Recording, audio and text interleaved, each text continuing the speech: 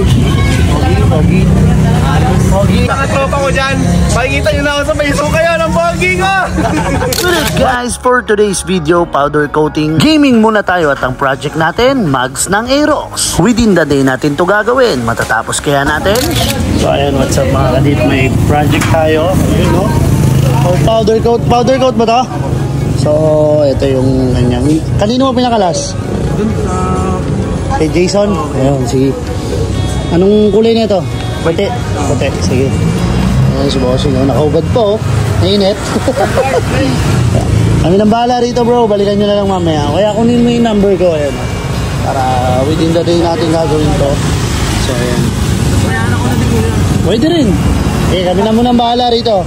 Kasa mo, yan. Umpisahan na nga natin at tanggalin na natin agad yung pito niya dahil papalitan rin natin yan ng bago mamaya. Lahat yan kailangan natin tanggalin dahil dyan rin tayo maglalagay ng panabit natin mamaya lang. Next step, stripping na tayo. Kapag stock paint lang mga kadip, mabilis lang siya mabakbak. At ayan, kitang-kita nyo na nga oh. Si Boss MJ at Boss Jess ang nag-i-strip ng dalawang mugs para mabilis lang natin matapos. At eto na nga siya oh. Mabilis na lang siyang palitahin kapag malambot na yung dating pintura. At after 20 minutes, eto na siya mga kadipo, next step natin dito, chemical treatment na. Ganyan na itsura ng mugs natin kapag naka-chemical treatment na. At sa part na to, ina-apply na natin yung ating powder coat na Spirit White. At pagkatapos ng isang mugs, yung isang mugs naman nakapares niya ang ating a-applyan ng powder. Alright? Next step, ilalagay na natin ngayon siya sa oven. Alright? So nandun na yung isa nating natapos oh. Waiting na lang insan natin sunugin oh. Syempre insan, bago lang yung kulay natin, nagsabay na din ako ng sample natin. Tapos iluluto na natin ngayon at isarado na natin yung ating oven. At pagkatapos ng tamang oras, eto na siya. Kailangan na natin siyang ilabas sa oven natin. Quality nga ba ang kinalabasan? Syempre yung client natin ang magre-review niyan.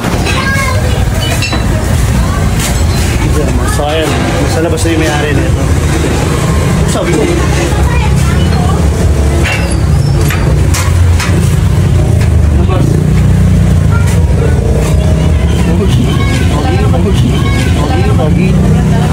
Pogi, dali na.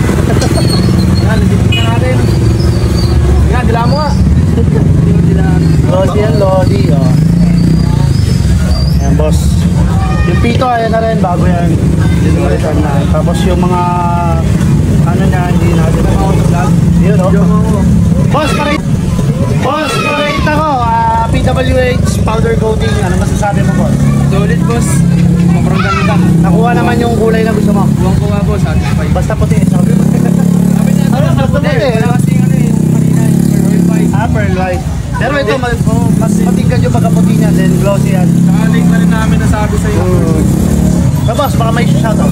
Shoutout sa Weekend Trip Babe Shop. Bili na kayo. Yun. So, Shoutout nga pala sa mga tropa ko dyan. Makikita nyo na ako sa may kayo ng pogi ko. Pogi ko. Pogi ko. boss, salamat. Thank you. Bye! At ayun, natapos na yung project natin na powder coat na mugs na Aerox ni Bossing. Maraming salamat Bossing sa pagtitiwala sa atin. Marami na tayong kulay na available pero soon ilalabas natin yan isa-isa. Kaya sa mga gusto magpagawa ng powder coat, pasalang na! Schedule lang natin yung mga within the day ha. Maraming salamat. To God be the glory.